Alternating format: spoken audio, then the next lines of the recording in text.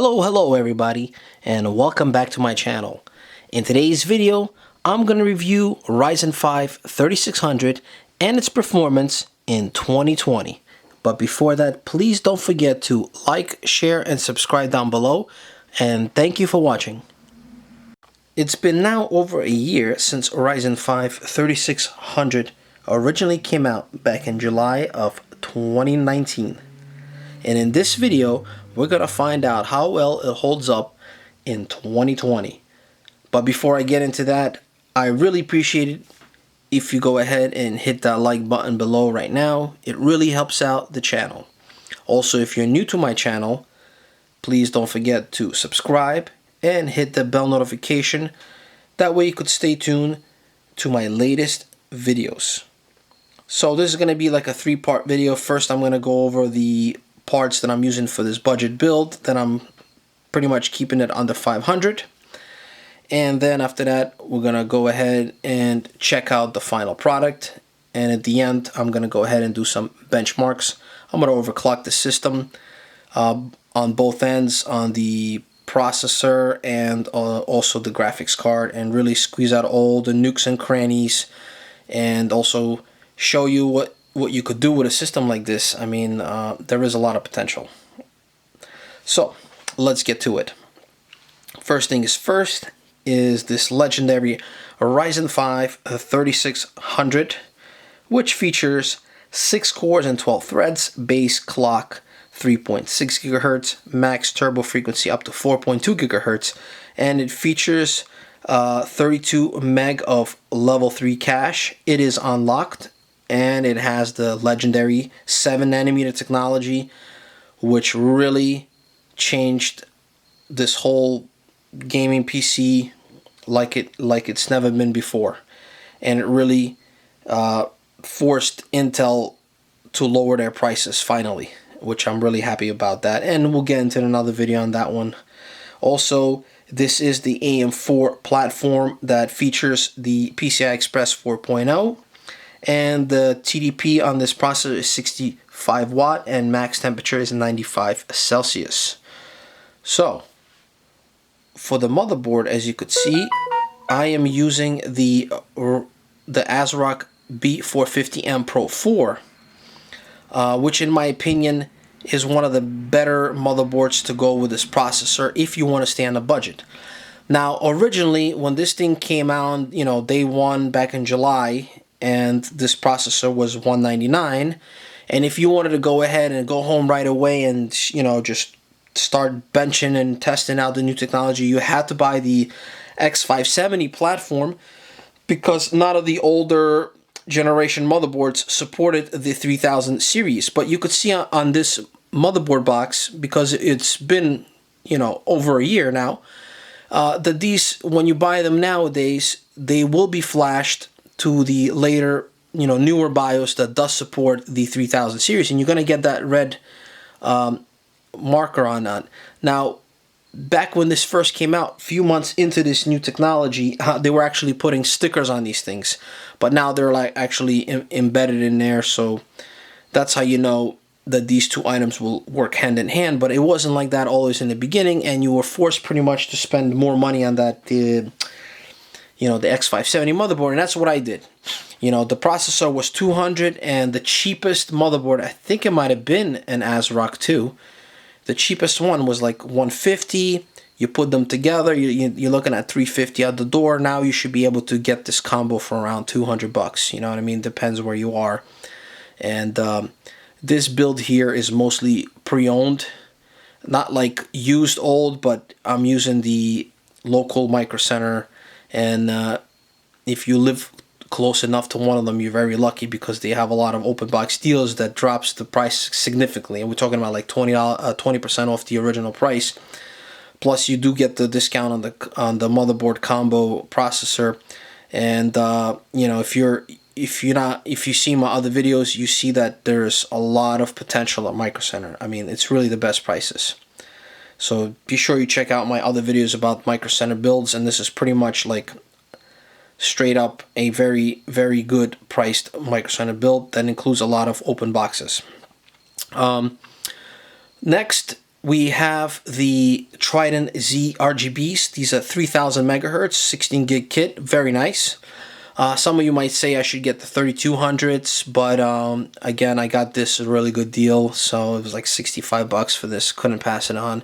I had them sitting for a while, and this system runs perfectly with the 3000 megahertz. No issues at all. And as far as the cooling for the processor, I went with this RGB Thermaltake UX100. Now, this is a very cheap CPU cooler. It's only like 20 bucks new. Open box was like 15. And some of you might wonder, is this good enough for this processor? And yeah, I'm here to tell you, yes, it is. And I'm overclocking this bad boy to 4.3 on all cores, and the temperatures are really good. I'm really surprised. To be honest, much better than Intel's. Intel, you know, is really a hot, hot processor. And you even if you put like a really huge radiator on that, water cool that thing, the temperatures here are still better. I'm very impressed with this little cooler, and I do recommend it if you want to be on a budget. I wanted to stay with that RGB look. Also, I am using a three pack of the Thermaltake Ring combo fans there with the RGB controller to give that nice overall look, and you'll see that once I show you the final build. So, in case you're wondering, this CPU cooler is 65 watt TDP, along with this processor is 65, so really they go up hand in hand. If you go for a more higher tier Ryzen that is higher than 65 watt, then yeah, I would not recommend this cooler at all. I did do some research on it, and it ended up being perfect for this thing. With the fan speed like at around 2000 RPMs, it's very quiet, and it does the job real well. And I'll show you the temperatures when I do some gaming test benchmarks at overclocked at 4.3. Now, this thing, I'm sure you know, the Ryzens are really not that great at overclocking. Most cases, you're safe to be at the max turbo frequency. So I do recommend it to be just at 4.2 on all cores, and I think about 1.275 volt on that on the V core there. So that's going to be your best bet. If you want to go up just a little bit more to 4.3, you really need to increase that voltage, and I don't recommend it, even though for this test here I am going to be running it at 4.3 on all the benchmarks just to squeeze a little juice, along with this graphics card here, which is the MSI Radeon 5500 XT. This is an 8 gig version, and it features the 4.0 PCI Express, which we're not going to be able to utilize anyways. It's a nice little budget card. I got it for a really good price. It requires an 8-pin connection, and it does have the new feature of the 7nm technology. That's fantastic. This was like, I don't know, not the best card out there. The performance is somewhere between the RX 580 and the 590. But again, I wanted to keep this budget built under 500. It's a really good card. I have no complaints. It features the new technology. So if you were to choose between the RX 580 and the 5500 XT, I would go for the 5500 XT. It's a little bit more in most cases, just a little, but it does have that, future proof. So maybe down the line, you might be able to get more performance on it. And it's been probably 9 or 10 months since this thing first came out. With the new drivers, I'm really curious what kind of performance we could get. I'm sure it's going to be running a lot better when it first came out. And next, I'm going to move on to the power supply, which is the Power Spec Micro Center brand, 750 watt semi-modular, 80 plus rated.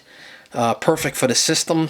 If you're going to build any of these Ryzen 5 and up systems, don't cheap out on the power supply. Go for 750 at least to give you that headroom for overclock and overall performance. It really does make a difference. You don't want to be really cutting it short, and believe me, it does make a difference. If you're really like right at the end there, and then you wonder like, oh, how come I'm not getting the same numbers as everybody else on YouTube? They're doing the benchmark. So that may be the reason why that for that. Unfortunately, right now the power supplies appear to be the more expensive items. They really went up in price. I scooped this up before the crisis, and I got it for a really good deal. But now the same power supply is like $100. It's just ridiculous, ridiculous. What else we got here? The case I'm using here is the Leland Cool 205M, which is the micro ATX one. It's perfect for this motherboard. Fits like a snug with no gap on the bottom, and it looks great. Plenty of cooling, plenty of room for fans, and you know, it's really easy to build. It's very similar to the NZXT 500H or whatever it's called. Yeah, just pretty much just like it, and but a little bit cheaper. Very easy to work with. It really looks clean. It's got all the right locations for the wiring. Definitely recommend this case, and especially if you see my other videos on the channel, I do use this for the Micro Center builds. It's a good price. Definitely recommend it.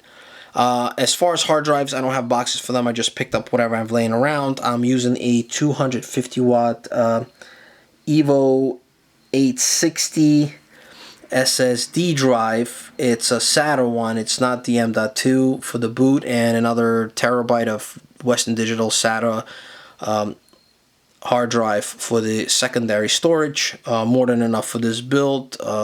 Plenty of room for a bunch of games, and that's what you want to do. You want at least an SSD for your boot, and you know, mechanical drive is still okay. There's really no issues with that. So without further ado, let's see what the final product looks like. So stay tuned for that.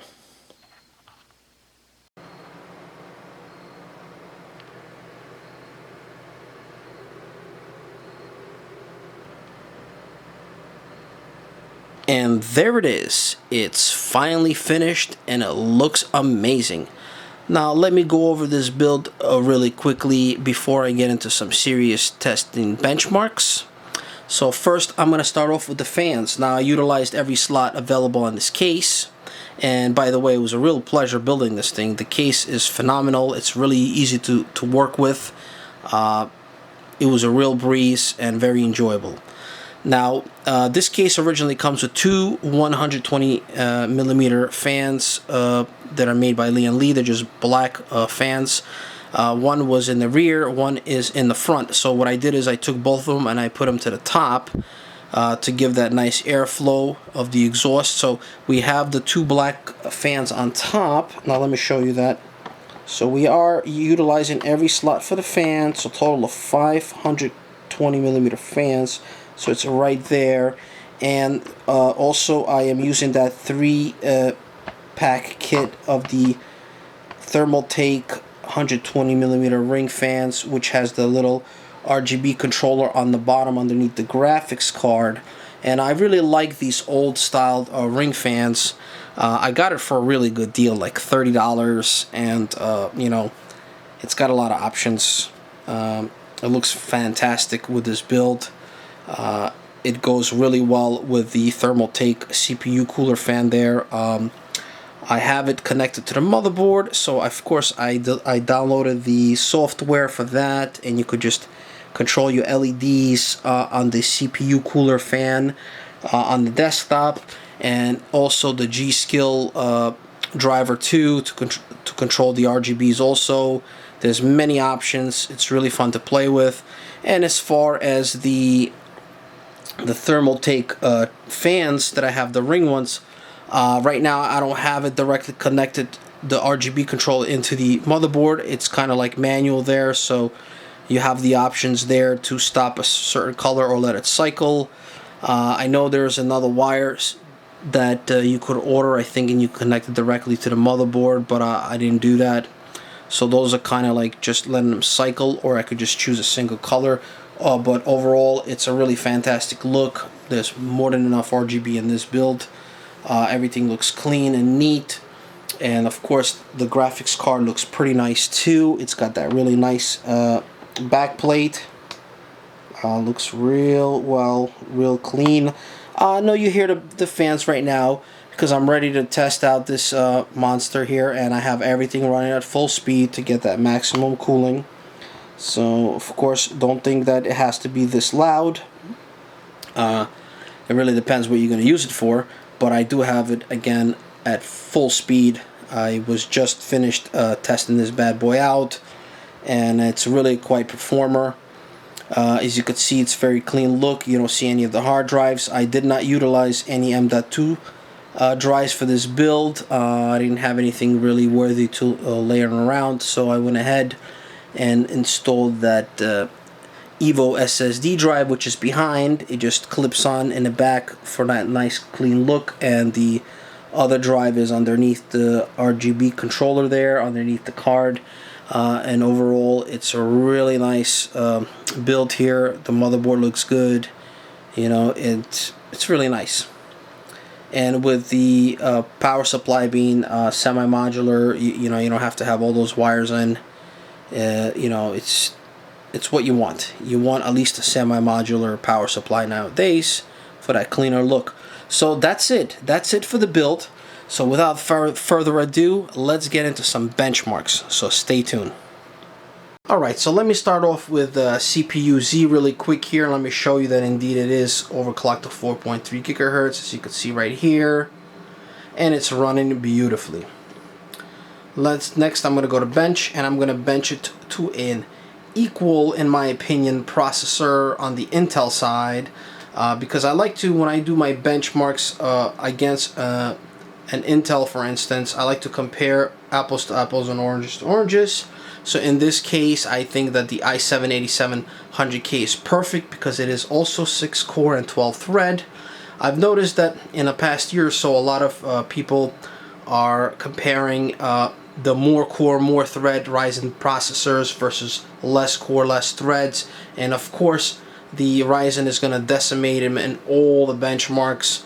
So we're going to find out the results that you most likely expect here, which even at 4.3 gigs, the Ryzen 5 3600 will be slightly less performance on the one core versus the stock clock 8700K, which is at 3.7. You see that right there? And it's 4% less. I mean, that's like nothing. Now, of course, if you overclock the 8700K, then you expect the single core to go up. But we're looking at 4.3 gigs on all cores, 96% versus 100. I mean, this is nothing. AMD came a long way, and that's what you're going to always expect when you're comparing the right amount of cores and right amount of threads against Intel. You're always going to get the better single core processor performance, slightly better, nothing crazy. But when it jumps to multi, now look at that, that's a big difference. You got over 100 points on the multi-thread, and that seems to be the trend. So multi-thread performance is always gonna win on the AMD side nowadays because it has the 7nm technology. Now see, it appears with the 7nm technology, it rips through multitasks seamlessly, and that's one of the main reasons, and probably is the main reason, why the Ryzen chips, the third generation Ryzen, is destroying Intel in multi-thread, and that's obvious. And again, in my opinion, it's still not a fair comparison because one is on 14nm and the other one's on 7nm. So one day when they both at the same nanometer technology, I think that's when we really find out who's the best. But for now, as you could see, the AMD is really kicking its butt in multi-thread. So let me jump into the next benchmark. Alright, so now let me really quickly do the Cinebench R15 and see what kind of score you could expect at the 4.3 gigs on all cores. And yes, of course, this thing is gonna rip right through.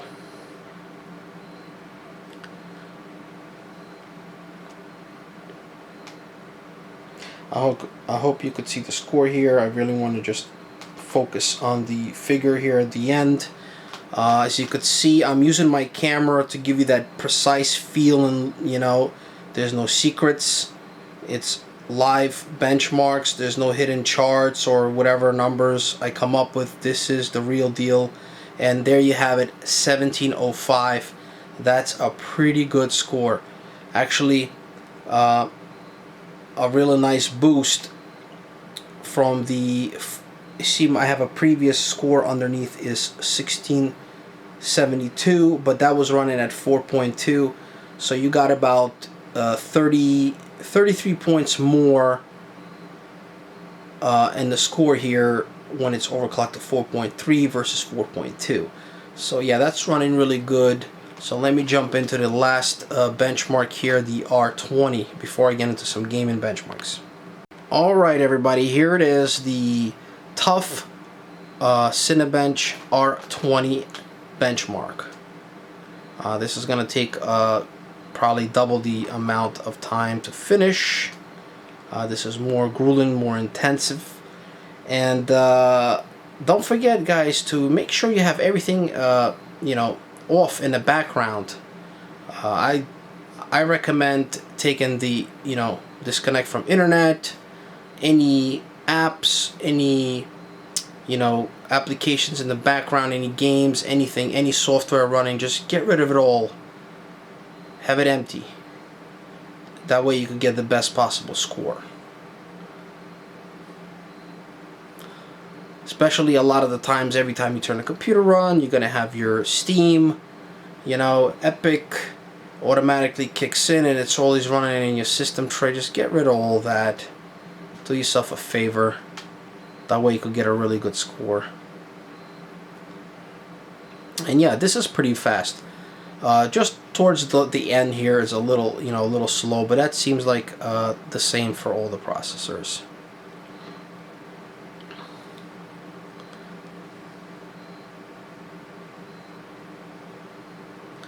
And again, you gotta have enough voltage going to these to the processor in order to finish this benchmark here. So there you have it. We're at 3923. It is my highest score so far at 4.3. My previous score was 3899, so I went up. I didn't do anything special. I just turned the computer on. So that's pretty much, I think, the highest score I've ever gotten was 3923 at 4.3 gigs on all cores. So yeah, that's it. That's the R20. So let's take a look at some games and see how well this thing performs. Alright, so the first game I'm testing here is the Resident Evil 3 Remake, one of my favorites out there. I must have tested this game with, like, I don't know, 30 different graphics cards. Check out my channel. If you want the best and the truest benchmarks on the latest games, take a look at my videos. I just give you the real numbers, you know, and I like to use the camera so that way I don't lose any FPS at all. That way I don't have to guess or calculate what it's going to be. Plus I like to show you all the settings prior to that. So as I mentioned, I do have this thing overclocked, and I'm going to show you that in a second here. Let's take a look at the options first. So we are on 1080p normal, and we are right at the threshold. You can see I'm in the red. I'm right under the 8 gig threshold, and these are the best settings that I would recommend, which will give you the best visuals and best FPS for this graphics card here. So we're at 6 gigs here, pretty much everything maxed out. If you increase this to max, then it jumps to like almost 12 gigs, so that's a little too much. Now you could play the game at that, but it won't be as smooth. So I always like to recommend to stay within you know, your abilities. So yeah, these are the settings. Really good settings here, almost on max. And we are getting, you know, definitely above 100 FPS here. So as you could see, we're at 4.3 gigs on the Ryzen 5 3600. good temperatures, and the RX 55 XT is pretty much overclocked as much as I could do the best. About 110 megs on the core, and on the memory clock about 110 on that too. 1860 megahertz seems like to be the cap, because I went higher than that. I went up to like 19 something, but it just caps at 1860 when you go in the MSI Afterburner, but whatever. So it is a little bit overclocked, and these are the frame rates you're gonna get. Very impressive on 1080p. A real pleasure to play. Look, I mean, look at this. It's so smooth. You're really not compromising anything here. Joe, it's me again. You topside?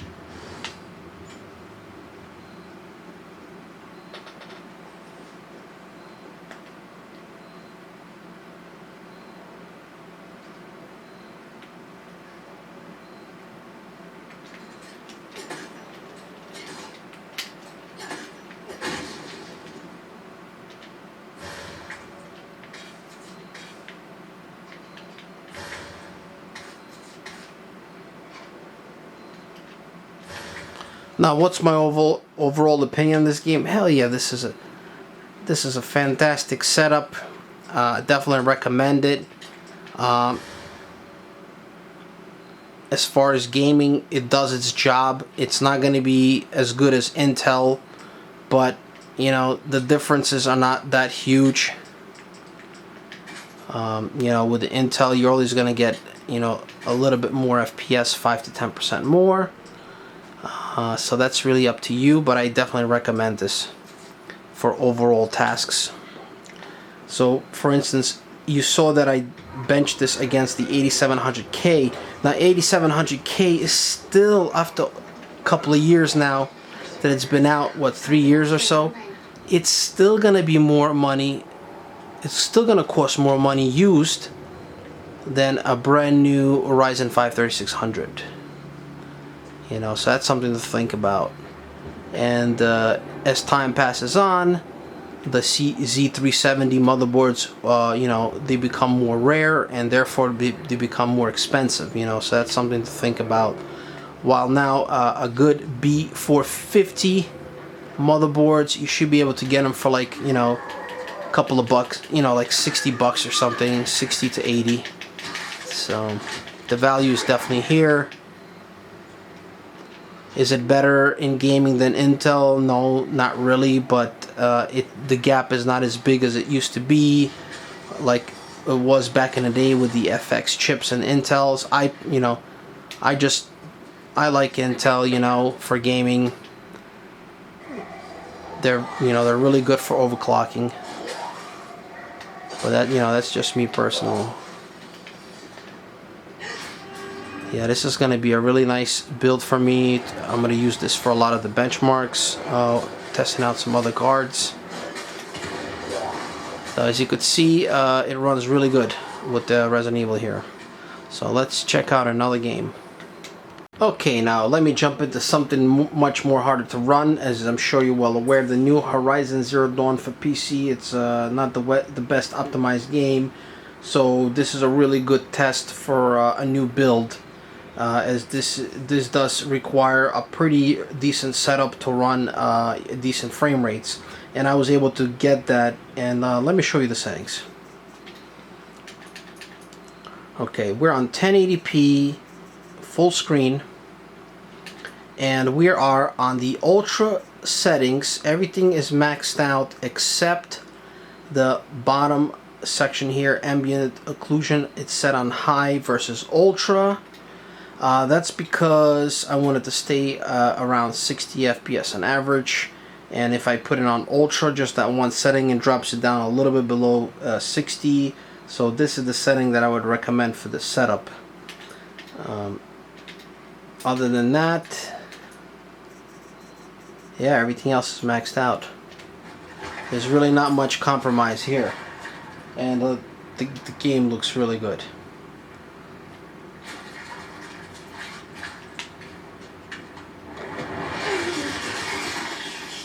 Yeah, it runs very smooth, very smooth.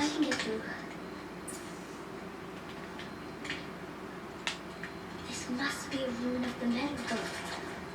One of the old places.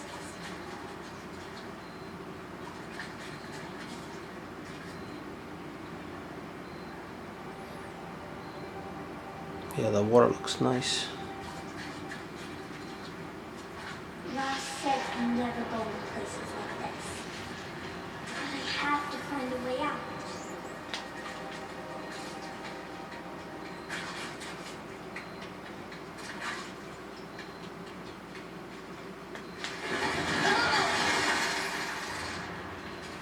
There's something up ahead. What's that? Detectors. There's something shining there.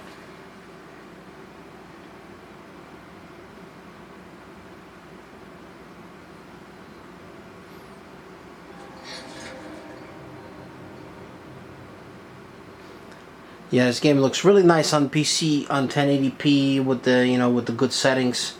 Definitely better than any other platform systems on 1080p. But yeah, you definitely need you know, a beefier graphics card to run this on 4K. How does it do this? Okay, so that pretty much wraps it up for this game. Let's see what else I have. See what's the next game I'm going to test out. Maybe this So device stay I tuned for found that. will help. Alright, so I'm going to wrap up this video with Need for Speed Heat. Now this is another game that's pretty hard to run, especially on 1080p on ultra settings. So let's take a look what I have here.